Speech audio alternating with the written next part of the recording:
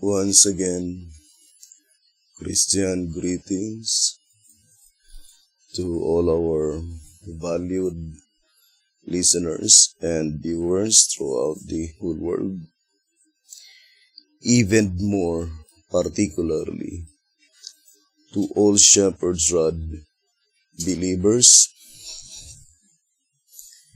and most especially to our beloved brothers and sisters in the United States of America.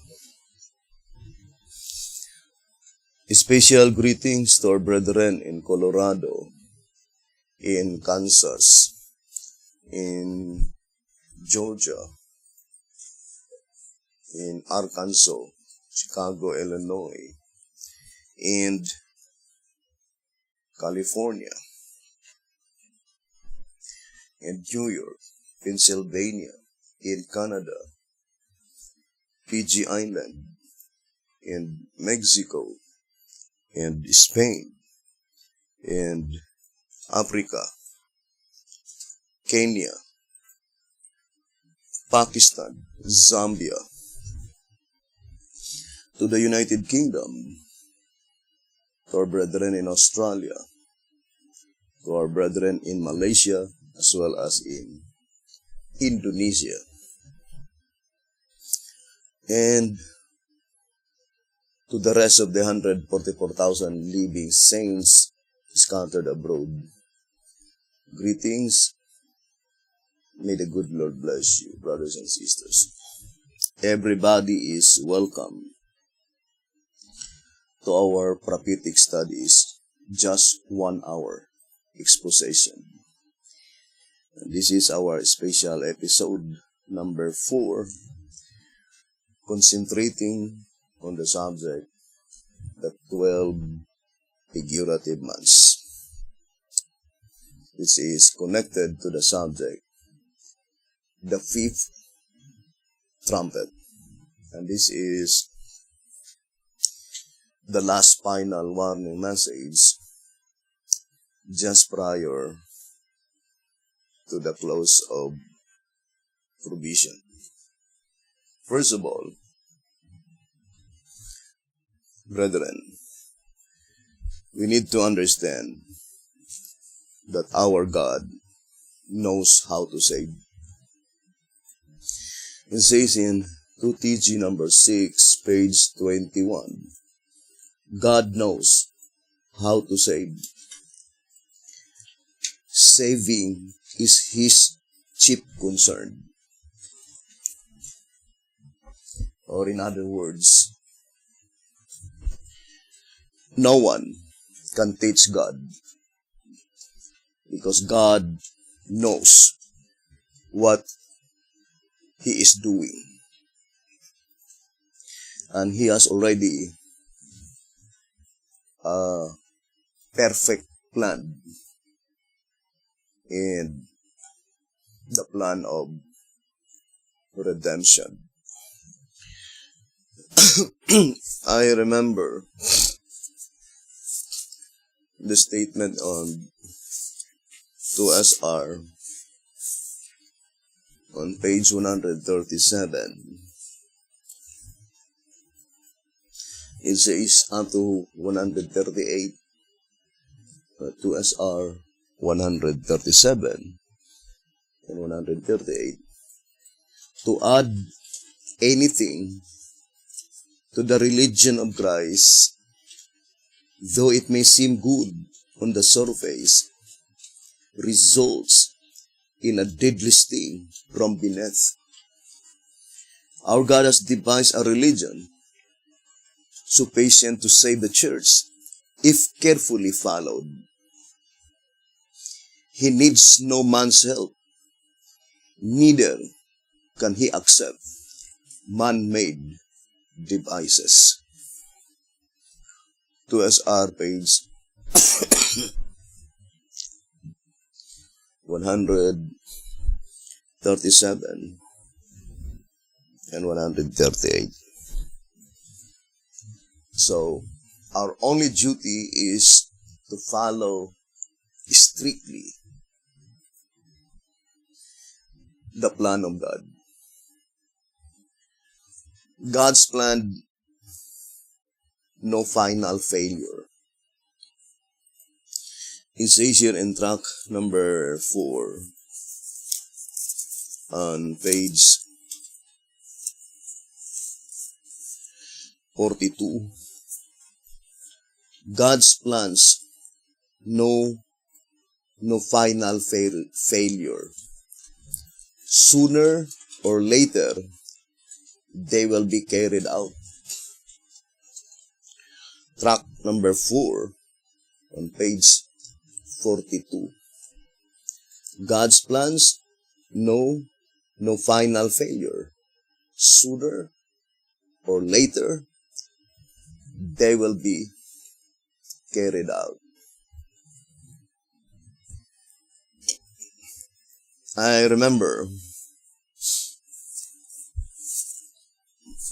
the statement on 1 TG number 47, page 18. It says, we should no longer be fools and slow of heart to believe all that the prophets have written. Luke 24, verse 25. Believe was Jesus' motto, and it should be ours too.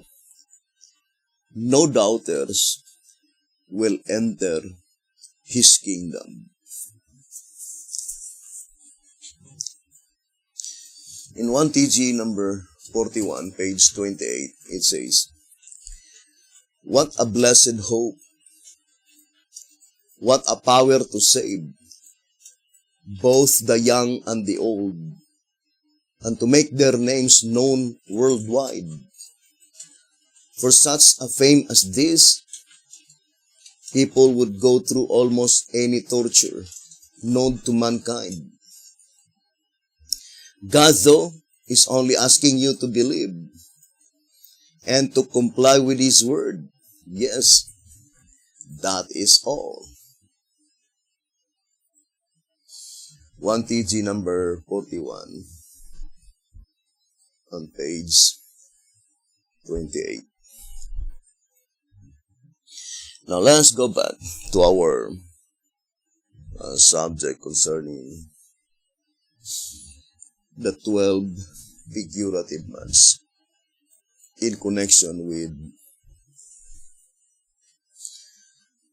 the 12 months parabolic harvest period. Both of them has 3 divisions of time. In the parabolic harvest period,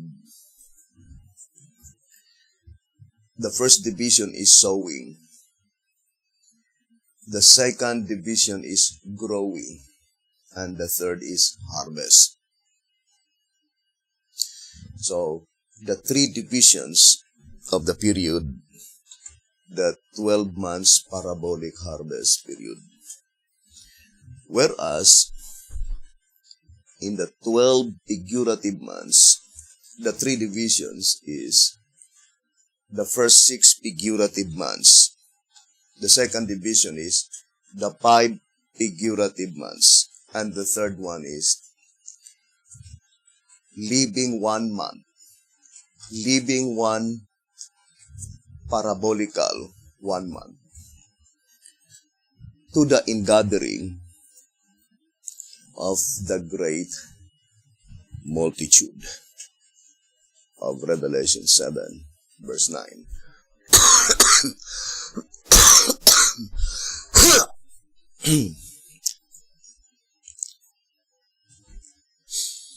Now, let us compare the one with the other. We already studied that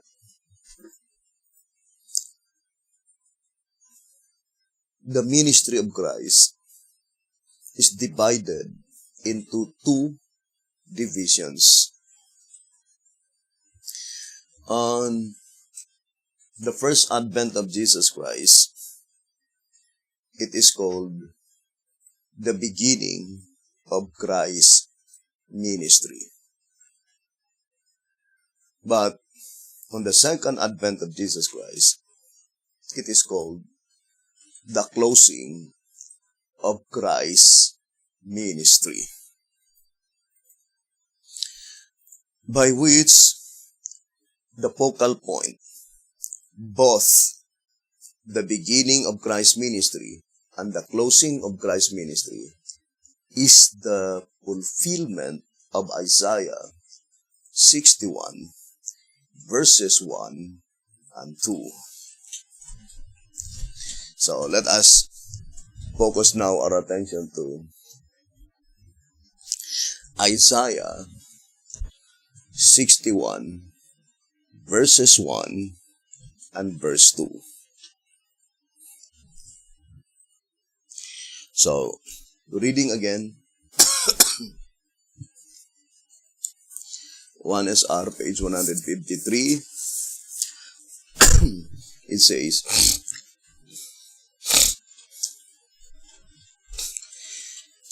the first verse and part of the second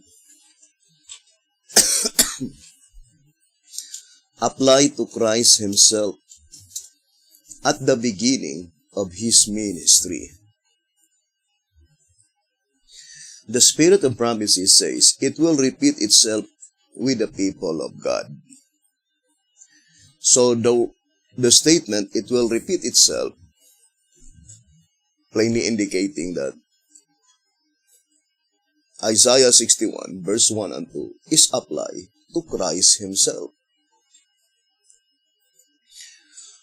But at the first advent of Jesus Christ, it is the beginning of his ministry. And the repetition must be the closing of Christ's ministry. And it says, this would find its fulfillment in the time of harvest with the 144,000. So, the statement is very plain that the repetition of such prophetic event, Isaiah 61, verse 1 and 2, will find its fulfillment in the time of harvest, which is the last and the third period in the 12 parabolic month harvest period. Now,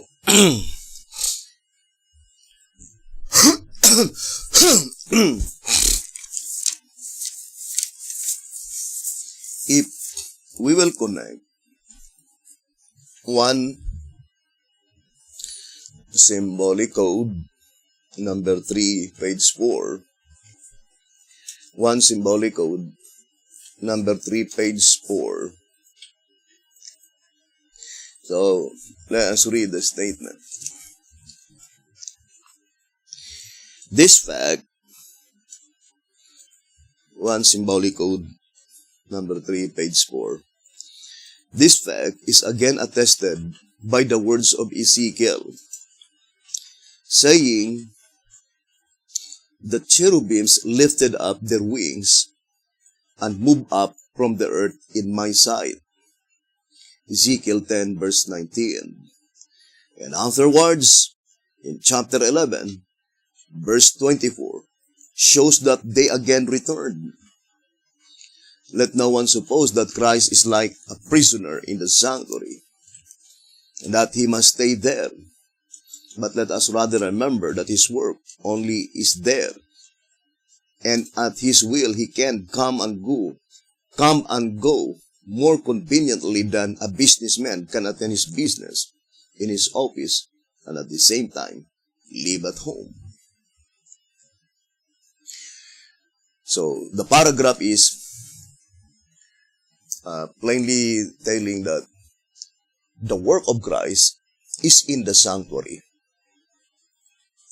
Christ's work is in the heavenly sanctuary. And it says that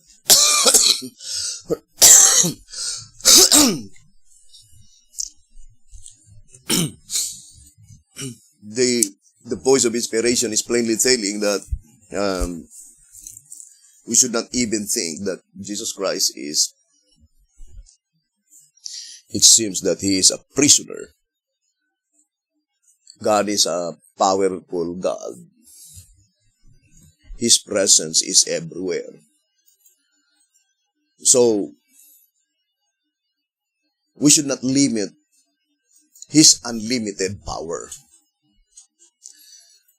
So what the shepherd's rod is trying to emphasize is that only God's work. We need to focus the work of Jesus Christ in the heavenly sanctuary.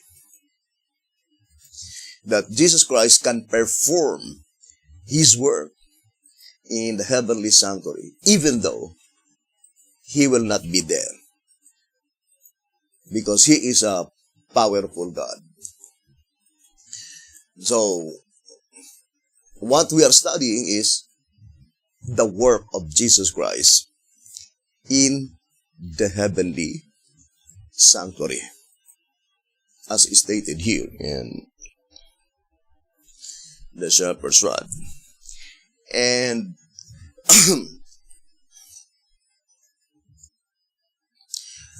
to repeat again, the plan of salvation according to SR 187, saying, in the sanctuary construction and service is revealed the plan of salvation. So, the plan of salvation, of course, had been carried out by Jesus Christ in the heavenly sanctuary. So the work of Jesus Christ is to carry out the plan of redemption, the plan of salvation.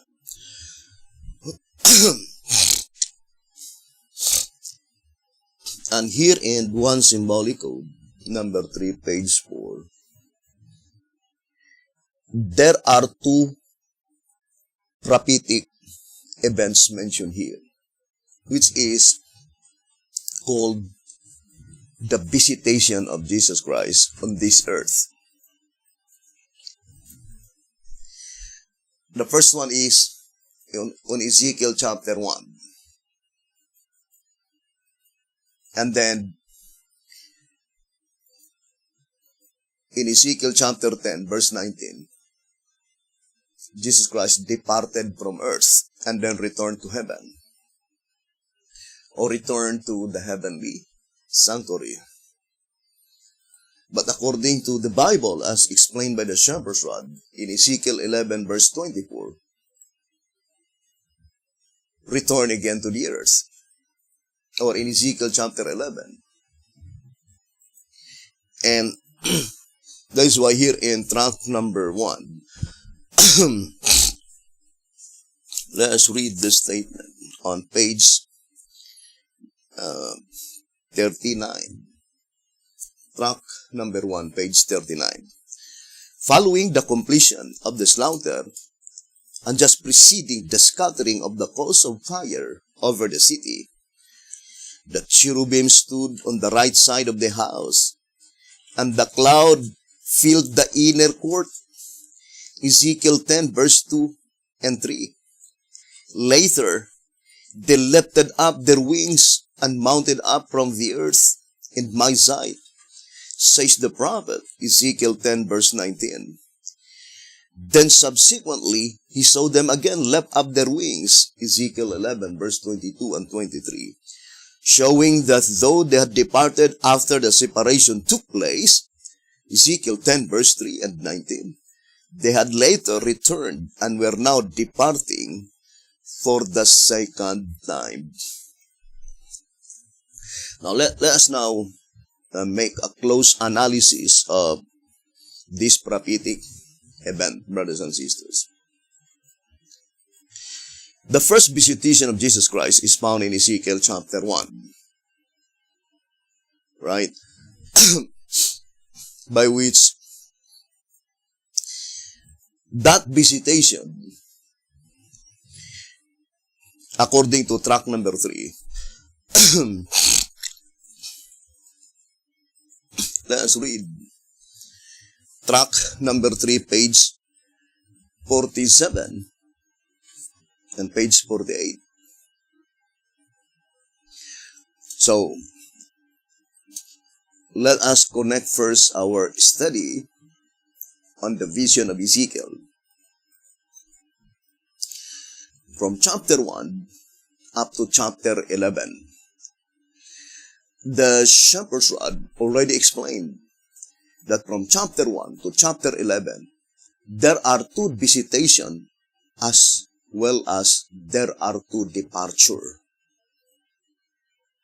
Of course, we need to focus first to the first visitation as well as to the first departure of Jesus Christ on this earth.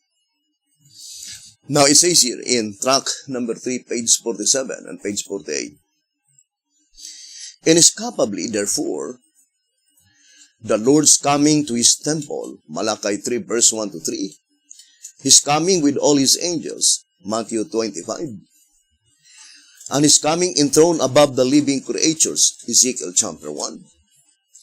All 3 representing the same event, as has been shown, take place at the beginning of the judgment of the living, the time in which the judicial activities of the heavenly sanctuary extend to the earthly sanctuary, the church. Now, brothers and sisters, this event, recorded in track number 3, page 47 and page 48, cannot be applied to the day of slaughtering.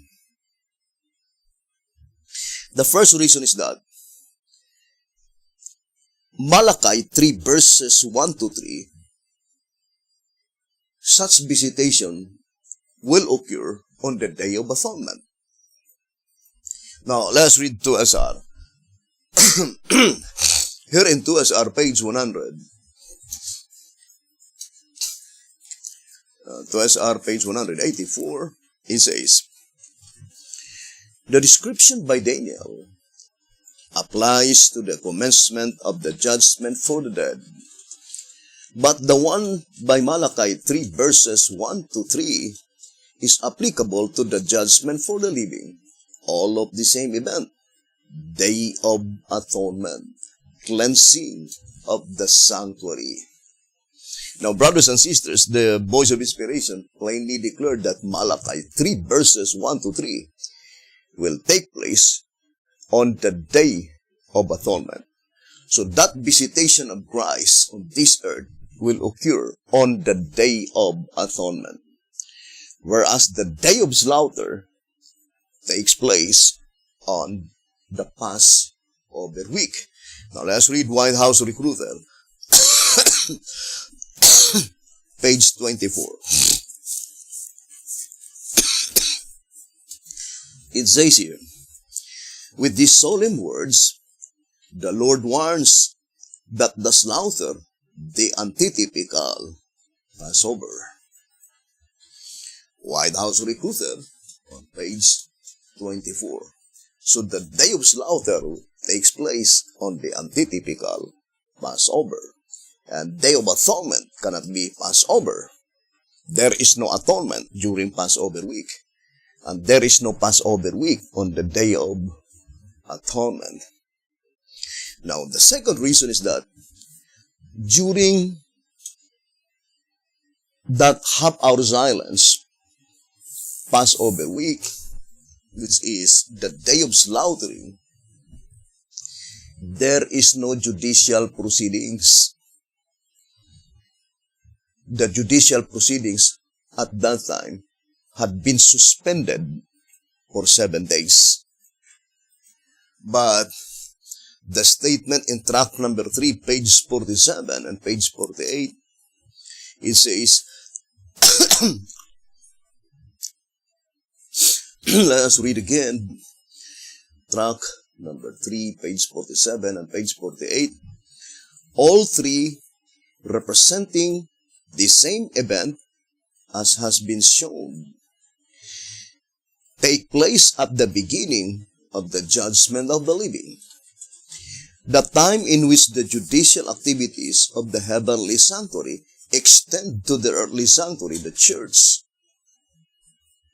Or in other words, that visitation of Jesus Christ, the judicial proceedings in the heavenly sanctuary is extended to the earthly sanctuary, indicating that there is also judicial proceedings on the earthly sanctuary. Because at that time, Jesus Christ is on the earth, indicating that the judicial proceedings is extended to the earthly sanctuary. And that is one of the most important events that we need to study closely, brothers and sisters, when the judicial proceedings in the heavenly sanctuary is extended to the earthly sanctuary. And this is the reason why this message have been proclaimed, so that each one of us could be able to prepare our lives when our cases will be investigated on this earth. So, here on trunk number 5, page 109, it says, the investigative judgment of the dead consequently takes place in the heavenly temple only. Remember, it is the subject here is investigative judgment, not executive. The dead slaughtering is executive judgment. Never been called as investigative. That is already an execution. So it says here, the investigative judgment of the dead consequently takes place in the heavenly temple only, whereas the investigative judgment of the living takes place in the heavenly as well as in the earthly temple. You see, brothers and sisters, whereas the investigative judgment of the living takes place in the heavenly as well as in the earthly temple. I remember the statement here on the old symbolic code.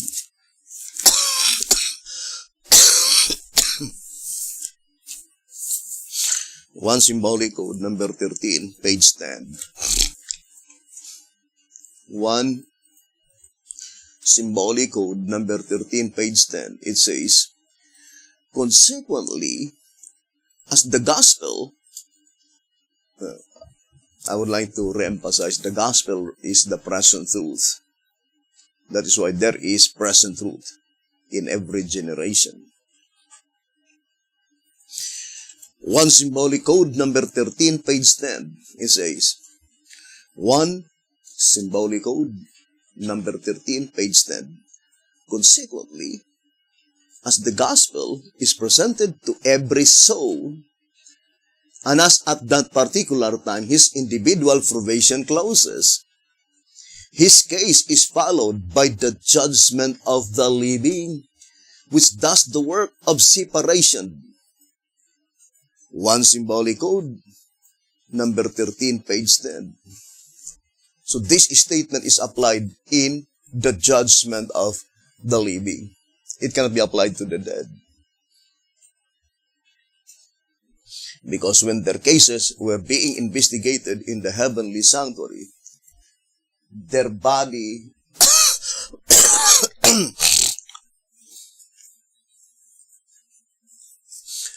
according to the shepherd's rod, are no longer in existence.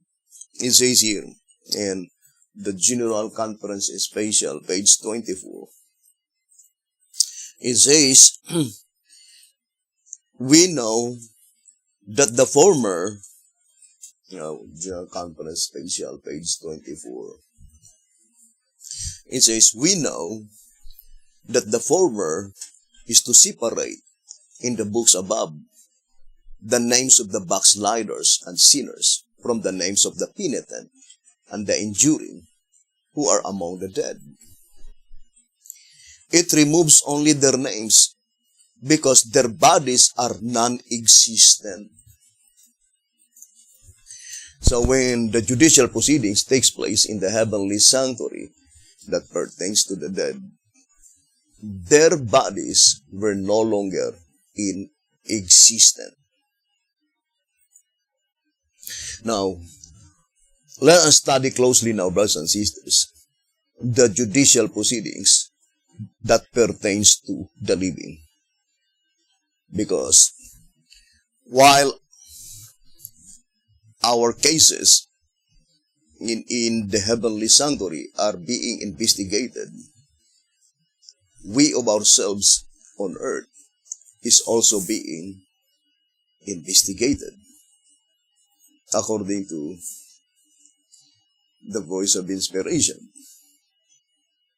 And at that moment, when you continually, I would like to use the statement, continually reject the gospel, reject the present truth, while your case is already being investigated in the heavenly sanctuary, brothers and sisters, our probation at that moment is closed. As is stated in the Shepherd's Rod, the one we read in one symbolic code, number 13, page 10. Now let's go back to our subject in connection with the book of Ezekiel. According to the Shepherd's Rod in track number 1, it says here,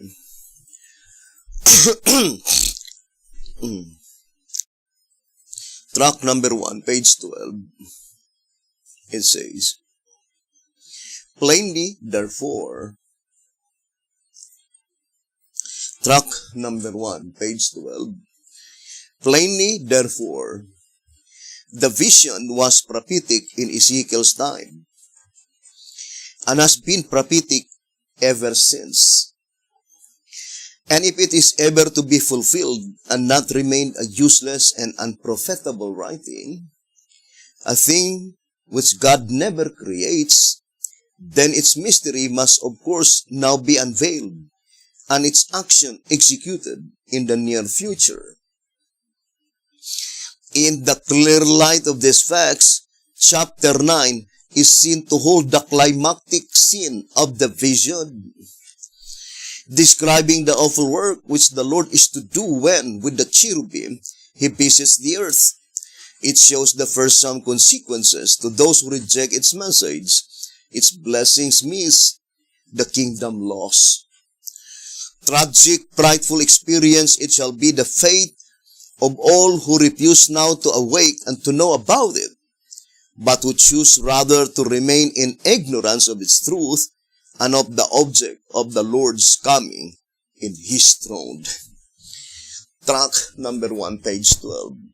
So, according to the voice of inspiration, the climactic scene of the vision on chapter 1 is chapter 9. That is the climactic scene on that visitation of Jesus Christ recorded on Ezekiel chapter 1. And here in track number 3, On page 46, let us read a statement. It says, track number 3 on page 46. It says, the angels who are round about the throne in the heavenly sanctuary during the judgment of Daniel 7, verse 9 and 10, out of Revelation 5, verse 11. It says, shall, as the parables explained, descend with the Son of Man when he comes to his temple, his church, to separate by judgment the wicked from among the just, and to purge as gold and silver those who may abide the day of his coming, that they may offer unto the Lord an offering in righteousness. Malachi 3 verse 2 and 3. In graphic demonstration that he will come to earth with all his angels to execute judgment upon the living, the Lord revealed himself prophetically to Ezekiel as being brought enthroned to earth by 4 living creatures just before the slaughter of the hypocrites in the church takes place. So, the shepherd's rod is very plain that this visitation of Jesus Christ takes place just before the slaughter of the hypocrites in the church takes place. Now, this is the question. When will Jesus Christ return to the heavenly sanctuary? Will Jesus Christ return to the heavenly sanctuary before the slaughtering or after the slaughtering? Without any doubts, the slaughtering mentioned there, that is the very first slaughtering which takes place before the final close of provision. Because the slaughtering has a double application. Now let us read the old symbolic code. So let's read 3 symbolic code, number 1, page 8. 3 symbolic code, number 1, page 8. It says, therefore, as there are 2 separations, there is a double fulfillment of Ezekiel's slaughter. One in the church before the close of provision, and the other in the worldly churches after the close of provision. So, that is very plain that there are 2 slaughtering. The first slaughtering is before the close of provision, but the second slaughtering is after the close of provision. According to our reading in 3 symbolic code, number 1, page 8. But the statement on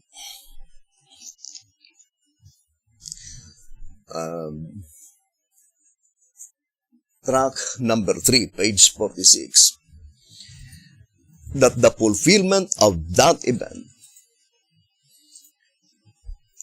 when Jesus Christ will visit the earth,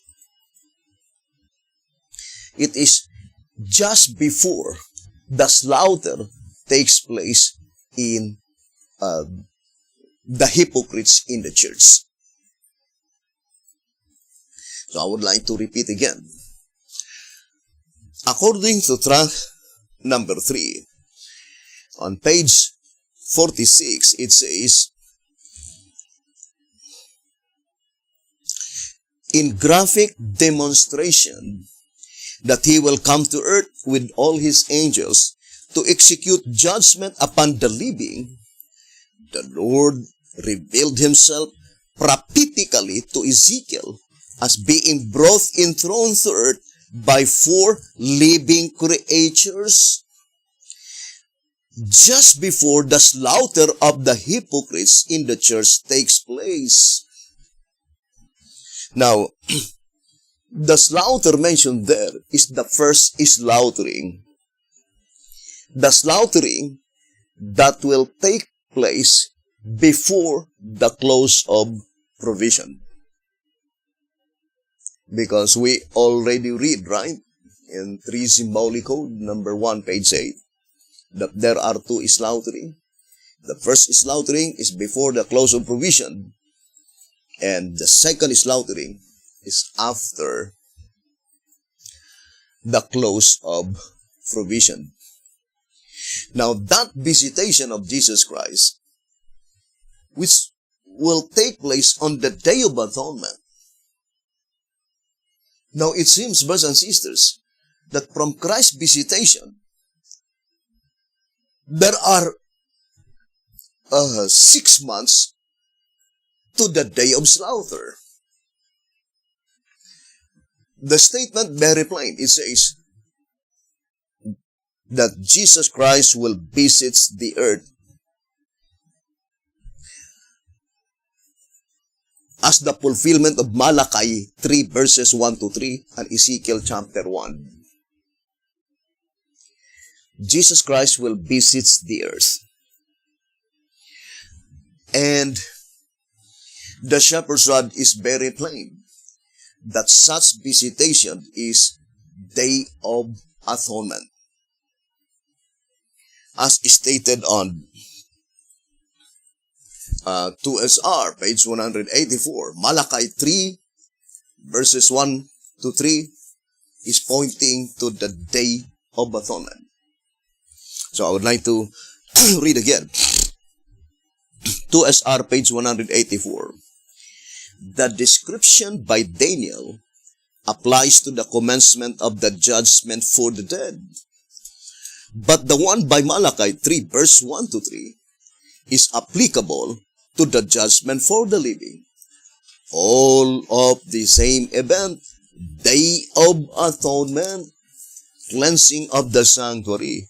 So, what specific event by which Malachi 3 verse 1 to 3 will be fulfilled? Very plain. It says that is Day of Atonement. So the visitation mentioned here in tract number 3, page 46,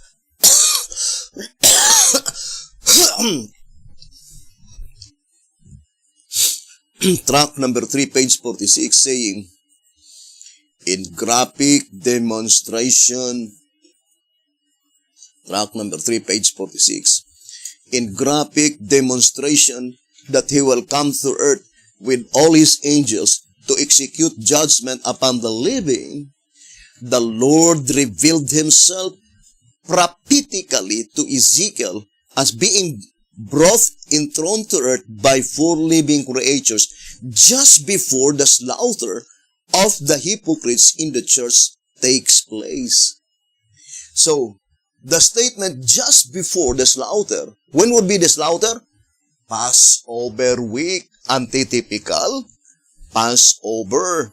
Now let's read White House Recruiter, page 24. It says, with these solemn words, the Lord warns that the slaughter, the antitypical Passover. So it says, the day of slaughter is antitypical Passover. So it's easy to understand that from Christ's visitation, brothers and sisters, from the visitation of Jesus Christ to the day of slaughter, there are 6 months, because the visitation of Jesus Christ is on the Day of Atonement. That is October. But the day of slaughter is on April. So that is from October to April. That is 6 months. So the statement, just before Christ visits the earth with the 4 living creatures, just before the slaughtering of the hypocrites in the church takes place, can be easily understood by saying that from the visitation of Jesus Christ to this earth, which takes place on the Day of Atonement, as stated in 2SR 184, would be 6 months just before the slaughter of the hypocrites in the church takes place, which is the day of slaughter on the antitypical Passover. Now, I would like to read answer number 5.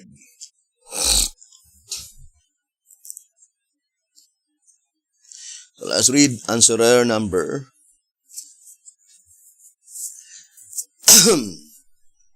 number 5, page 56. Answerer number 5 on page 56. How to prove that the slaughter is literal? Answerer number 5, page 56. How to prove that the slaughter is literal? Answer. First, call his attention to the fact that the Lord himself was at the threshold of the earthly house while the slaughter took place therein. Now, I would like to read again. It says, first, call his attention to the fact that the Lord himself was at the threshold of the earthly house while the slaughter took place therein. Carefully study track number 1, the Dardaniels of the Bible, treating of the event as seen by the prophet, and get this point along with kindred ones well fixed in the mind. Now here the shepherd's rod definitely attacks Ezekiel Chapter 1, the Dardaniels of the Bible, plainly indicating that at that time when the slaughtering takes place, Jesus Christ was still on the earth.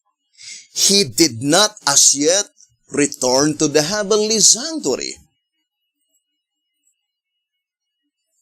Now, let's go back again to the reading in track number 1 on page 39. So it says here, track number 1, page 39, it says, following the completion of the slaughter and just preceding the scattering of the coals of fire over the city, the cherubim stood on the right side of the house, and the cloud filled the inner court. Ezekiel 10 verse 2 and 3. Later, they lifted up their wings and mounted up from the earth in my sight, says the prophet, Ezekiel 10 verse 19. Then subsequently, he saw them again lift up their wings, Ezekiel 11 verse 22 to 23, showing that though they had departed after the separation took place. When would be the departure of Jesus Christ? Recorded in Ezekiel 10 verse 3 and 19. It is after the separation took place. And we know that the separation mentioned here is the slaughtering. It says that Jesus Christ will depart from this earth after the slaughtering. It says they had later returned and were now departing for the second time. But we focus first to the first visitation and the first departure. We already proven with absolute fact, according to answerer number 5 on page 56, that during the slaughtering, the first slaughtering, Jesus Christ was still on the earth. As a matter of fact, here in 1SR, let's read 1SR on page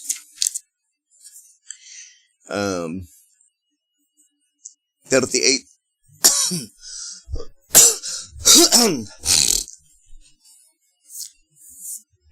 1SR on page 38, it says, the men with the slaughter weapons were already slaying before the man with the writer's inkhorn returned to report the matter that he had done as he was commanded. See Ezekiel 9 verse 8 and verse 11. Or one of the shepherds was saying is that the slaughtering is recorded on verse 6 and 7. And even to verse 8. But the reporting of the angels in the last verse, that is on verse 11. And here the shepherd's rod is plainly telling you and I that according to the vision of Ezekiel, the men with the slaughter weapons were already slaying before the man with the writer's inkhorn returned to report the matter that he had done as he was commanded. Why is it that the man with the writer's inkhorn report the matter after the slaughtering, according to this reading? If we will connect track number 1, it says,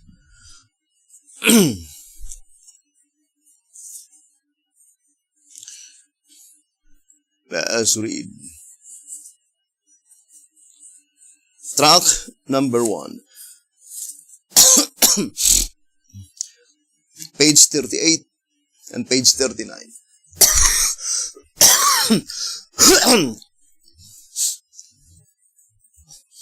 Track number 1, page 38 and page 39.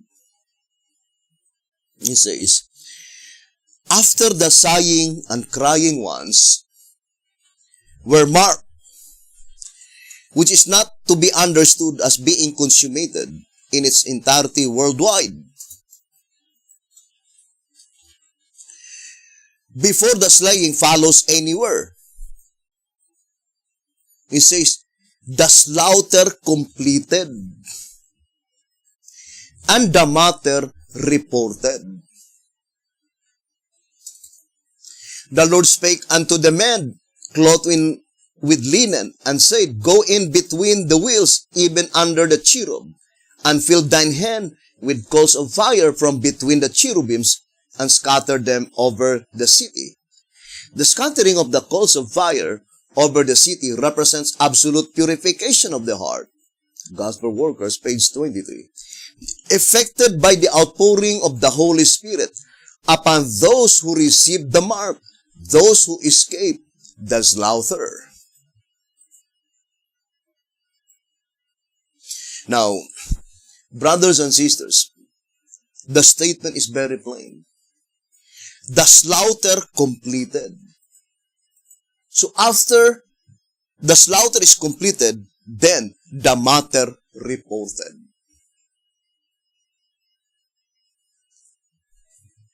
Now, this is the first report. Right? Now, let us read the statement here. Track number 1 on page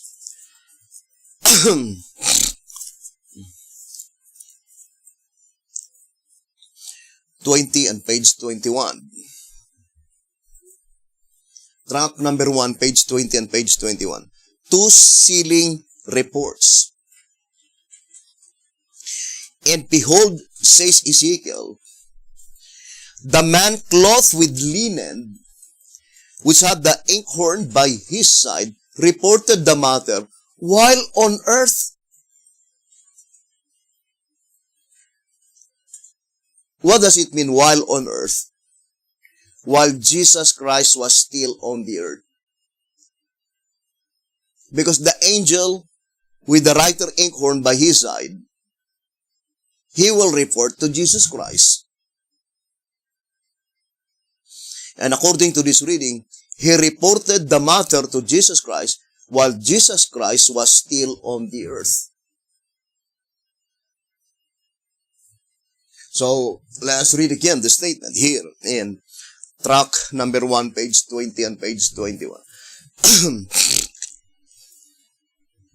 It says, 2 sealing reports.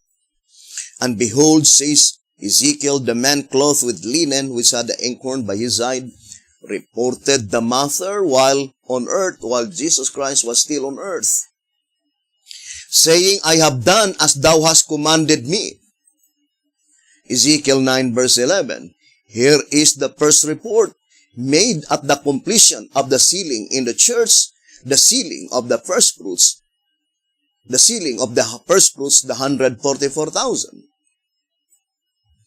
I saw, says the servant of the Lord, an angel with a writer's inkhorn by his side, returned from the earth and reported to Jesus that his work was done and the saints were numbered and sealed.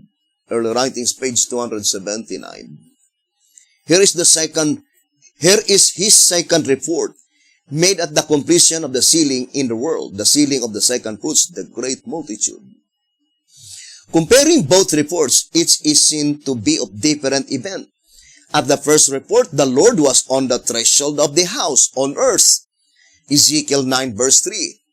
At the second, he was in the heavenly sanctuary. So there are only 2 sealing reports. The first report, Jesus Christ was still on the earth.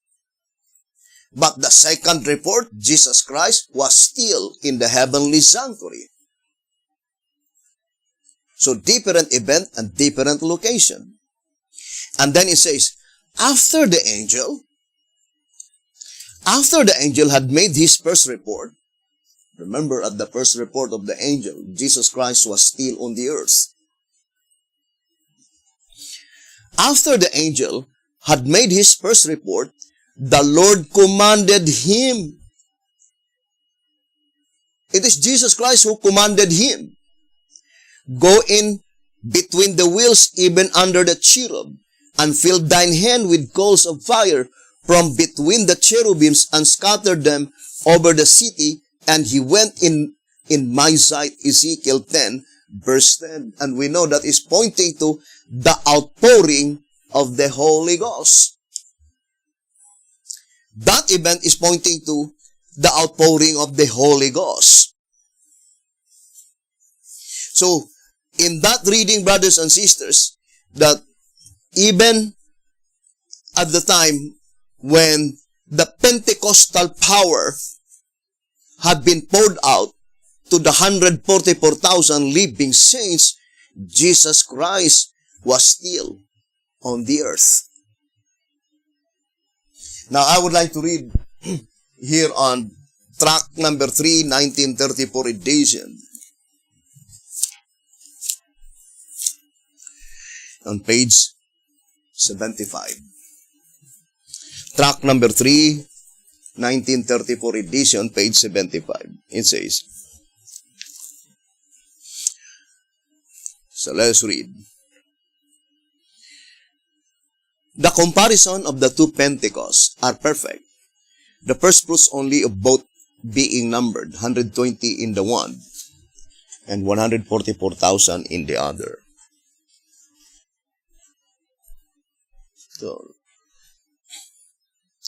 track number 3, 1934 edition. The comparisons of the 2 Pentecosts are perfect.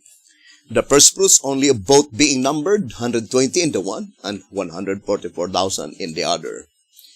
The innumerable company that was brought into the church after the Pentecost foreshadowed the great multitude of the final harvest, which no man could number of all nations and kindreds and peoples and tongues. Revelation 7 verse 9.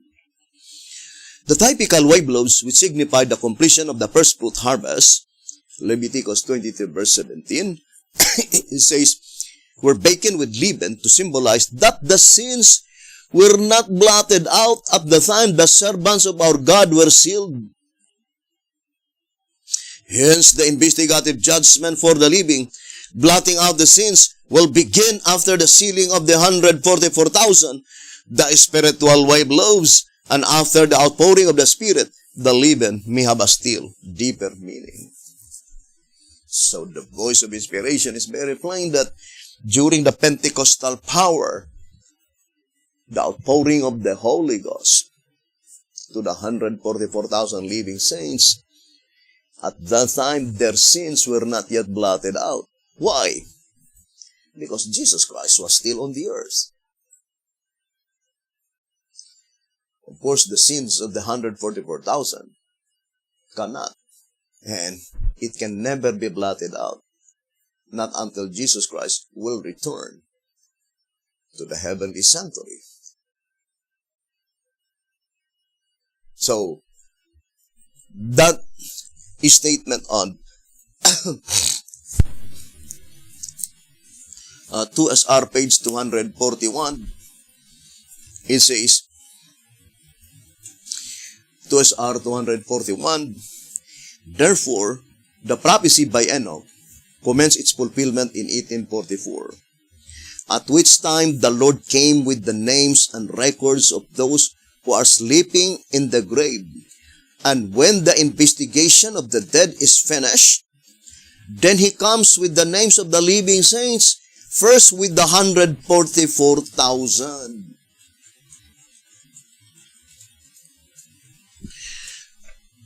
So, that is called, brothers and sisters, the coming of Christ into the most holy place, bringing the names of the 144,000 to blot out their sins. And even in the old symbolic code, number 16, page 3, is very plain. Let's read. One symbolic code, number 16, page 3. Malachi 3 first applies as a type to the purification of the earthly temple in the days of Christ. John chapter 2 verse 14 and 15. But the direct application finds its fulfillment in the antitype, that is, in the purification of the church when it comes to his earthly temple, the church to purify the sons of Levi, the ministry, the 144,000. After this, you see, after the sons of Levi have been purified, that is the first visitation of Jesus Christ in Malachi 3 verse 1 to 3, as well as Ezekiel Chapter 1, because according to track number 3, page 47, Malachi 3, 1 to 3, and Ezekiel 1 represent the same event. Takes place on the Day of Atonement. And it says here, after this, he comes for the investigative judgment of the living to his heavenly temple to blot out their sins. So Jesus Christ will return to the most holy place, bringing the names of the 144,000 to blot out their sins. So let us make a short summarization, brothers and sisters, focusing first to Ezekiel chapter 1. What is the climactic event of Ezekiel chapter 1? The slaughtering on chapter 9, according to track number 1, page 12.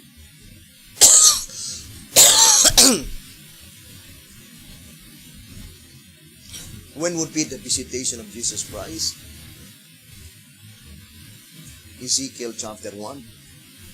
as well as Malachi 3, verse 1 to 3, as well as Matthew 25, verse 1 to 13, according to SR 184, Day of Atonement. Day of Atonement. And the statement in track number 3, page 46, it says, that visitation of Jesus Christ takes place just before the slaughter of the hypocrites in the church takes place. When would be the day of slaughter? White House Recruiter, page 24, antitypical Passover. When would be the antitypical Passover? First month, April. Therefore, from Christ's visitation, the statement, just before the slaughter, meaning Jesus Christ visits the earth on the Day of Atonement. From that visitation of Jesus Christ, it will take 6 months. Then the slaughter, the very first slaughtering, the slaughtering just before the close of provision. But with that slaughtering takes place before the angel with the writer inkhorn reported to Jesus.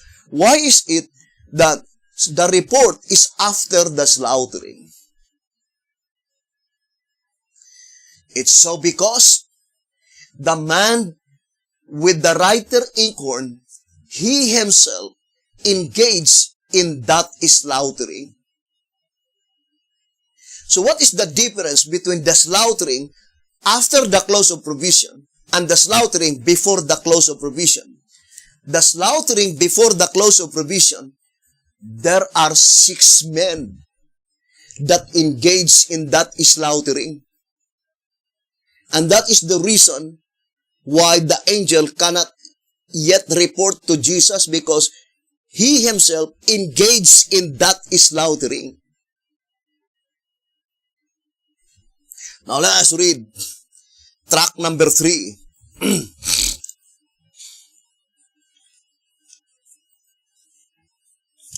So it says here, track number 3, page 71.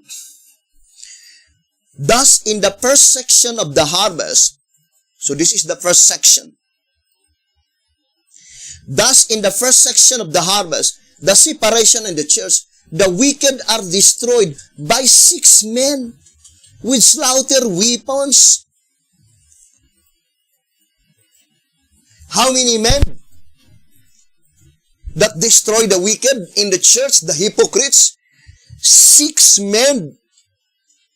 So here in Ezekiel chapter 9, so let's read Ezekiel chapter 9.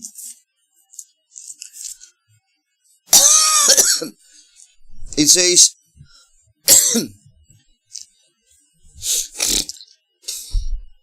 verse 1 and 2. He cried also in mine ears with a loud voice, saying, cause them that have charge over the city to draw near, even every man. You see, every man with his destroying weapon in his hand. And behold, 6 men came from the way of the higher gate, which light toward the north, and every man a slaughter weapon in his hand. So the 6 men, all of them have slaughter weapon, according to the vision of Ezekiel. But only one of them have the writer inkhorn. So, why is it that the man with the writer inkhorn by his side had not been able to report to Jesus Christ prior to the slaughtering? No. The shepherd's rod says, it is after the slaughtering. The slaughter completed and the matter reported. Track number 138 and 39. And 1 SR page 38. It's so because on the first slaughtering, before the close of provision, the 6 men, all of them engaged in that slaughtering. So the man with the writer inkhorn, after he completely sealed the 144,000 living saints, he himself also engaged in that slaughtering. And that is why the shepherd's rod is very plain that in the first section of that slaughtering, there are 6 men. Track number 3, page 71. Thus, in the first section of the harvest, the separation in the church, the wicked are destroyed by 6 men with slaughter weapons. 6 men. Whereas the slaughtering, after the close of provision, there are only 5 men. That is why God is not the author of confusion. He has a perfect arrangement of the plan of redemption. So, brothers and sisters, to repeat again, the first slaughtering, there are 6 men engaged in that slaughtering. The man with the writer inkhorn also engaged in that slaughtering. So after they finished slaughtering, then the man with the writer inkhorn reported to Jesus. His report is not only pertaining to the sealing of the 144,000, but as well as he also reported, because he is also among them that have been commanded by Jesus Christ that slay utterly first the hypocrites. So the statement that he reported that they completed what Jesus commanded them is both to the sealing and slaying. They had been commanded to slay first all the hypocrites in the church. Or in other statement in the shepherd's rod, all the firstborn sons. In the first slaughtering, only the firstborn sons had been destroyed. But in the second slaughtering, the last and the final slaughtering, all wicked Sabbath keepers, whether you are firstborn or not firstborn, all, without any exemption, if you fail to receive the seal of the living God, you will be a part of such destruction. And that is why it is called general destruction of all wicked Sabbath keepers throughout the whole world. So we will continue the subject on our next episode, brothers and sisters, hoping that the good Lord will bless us and will help us. Thank you very much for listening and viewing this program. Have a beautiful and wonderful evening.